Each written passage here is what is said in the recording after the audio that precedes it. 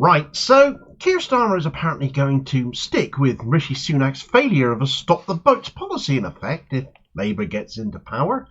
I have to wonder, given the timing of this announcement, whether this was a demand by Dover defector, the former Tory MP Natalie Elphicke, to get her to defect, in fact, given that she is so appallingly right-wing and is in no way recognisable to most people as a suitable Labour candidate. It makes me wonder whether Starmer was so desperate to bring another Tory MP on board his sham of a Labour Party that he might be pimping out policy to convince them, in fact, because this really is right up her street. This is a woman, let's not forget, who complained that Suella Braverman's plans didn't go far enough.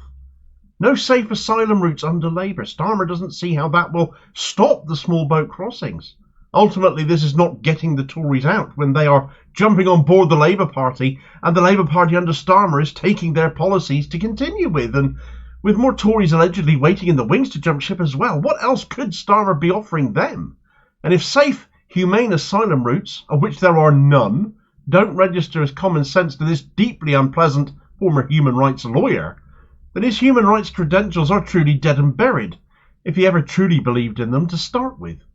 We welcome migrants. We don't scapegoat them. Low wages, poor housing, poor public services are not the fault of migrants and people who've come here. They're political failure.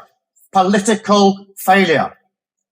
So we have to make the case for the benefits of migration. There aren't safe routes for people from a number of African countries where there are terrible things happening.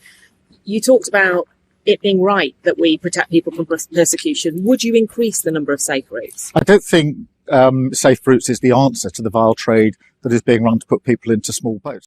Right, so that was Keir Starmer declaring in two video clips there that the moral case for migration should be made, which was his position just 4 years ago compared to now, where he thinks safe asylum routes aren't the answer to putting an end to the vile trade in human trafficking to get people into this country. Despite the very obvious fact that should occur to anyone who doesn't have a fetish for standing on the white cliffs and pointing and sneering, or gets off on such images on their TV screens, that safe asylum routes would literally put that idea out of business. What has happened to the moral case for migration then? No business can operate if you take the customers away, after all. And by instigating a safe legal asylum route, nobody needs the traffickers anymore, would they? Nobody would need to cough up their life savings from wherever they've come from to escape what they've escaped, to risk their lives to get here in a rubber boat. I think former Corbyn comms director James Schneider, a man of great eloquence and intellect, summed this video clip up best by quote tweeting it and calling Starmer an amoral piece of human shit. Hardly requires a speech to say everything that needed saying there, and to be 100% accurate into the bargain. It's heartless, it is inhumane, and it doesn't work to continue to insist the boats can be stopped by just saying it loudly enough or often enough. As long as people give money to traffickers, traffickers will traffic. We've thrown millions of pounds at the French, who can't police their entire coastline any more than we can patrol ours. We've stupidly made demands of the Navy to turn boats around. The Tories and other right-wing organisations have demonised the likes of the RNLI for daring to rescue people when they get into trouble at sea. But the question of the timing of Starmer's decision to glue himself to this position right after one of the most ardent migrant bashers going has joined his party is raising suspicions. Mine certainly, as former Tory MP for Dover Natalie Elphicke defected to Labour, and certainly makes me wonder whether her move to Labour, and the timing of it, might have been along with at least some demands, which equally makes you wonder not only did Starmer let her join his Labour Party, but might have actually been actively offering concessions and sweeteners to bring her on board, and maybe others waiting in the wings. This is a woman, at least according to a recent interview involving Boris Johnson knockoff Michael Fabricant, who is so right-wing she wanted to drown migrants, he said, and start a war with France. Is the ruling out of a safe legal asylum route by Labour now her doing? Effectively so. Is making Labour policy a price Starmer is prepared to pay to bring more Tories on board? There are allegedly more to do so, as I keep saying, but not exactly getting the Tories out if Labour are just letting them join them instead, is it? If that's why you plan on voting for Labour, well, you might be getting a bit of a rude shock. Is this not dawning on you by now? Plus, it all serves as another reminder of why you can't trust Keir Starmer any further than you can throw him.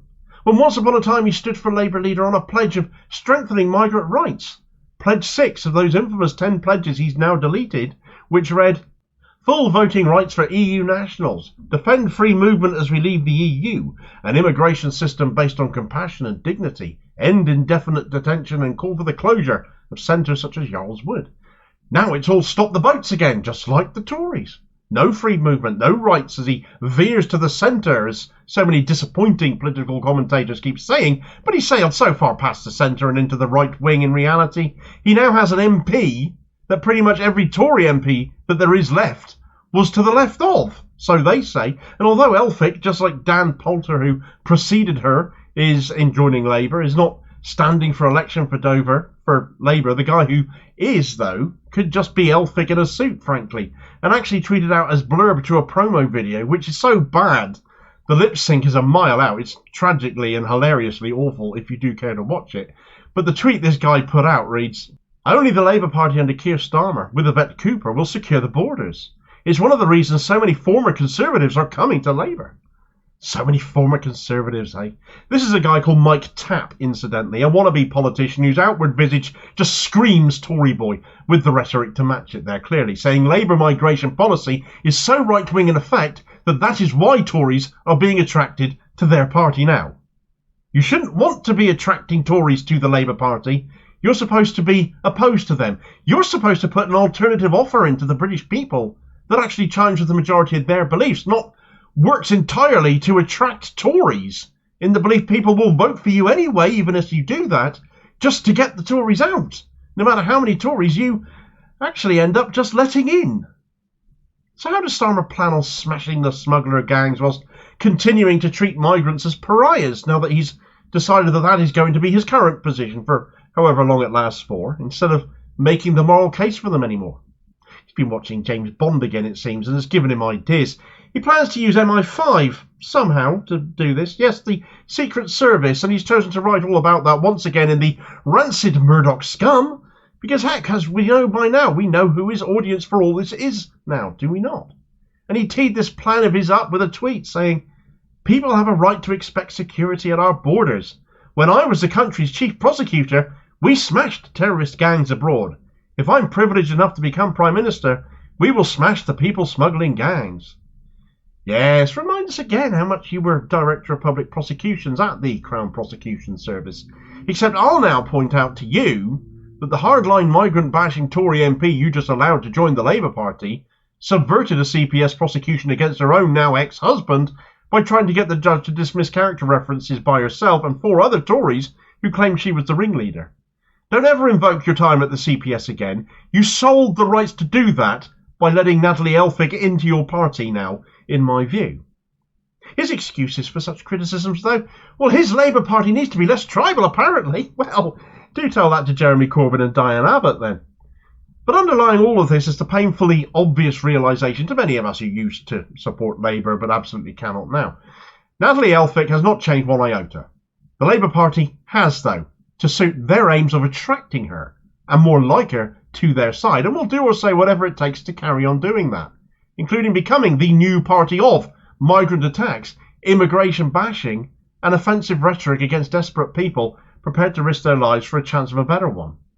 Labour is just a moral vacuum prepared to do or say literally anything it takes these days to get Starmer into power, without any real idea of what they will actually do once they get there.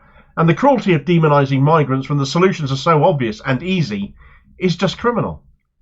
Negotiate a new returns policy so all asylum seekers here are not required to be housed here. Contrary to right-wing narratives, we do not need to rejoin the EU to be able to do this, and instigate a safe, legal asylum route to put the traffickers out of business, and more importantly, stop any more people from drowning in the English Channel. For more on Natalie Elphicke and what on earth she's doing in the Labour Party now, check out this video recommendation here. It tells you a lot more about what Labour have let in under Starmer, really, and I'll hopefully catch you on the next vid. Cheers, folks.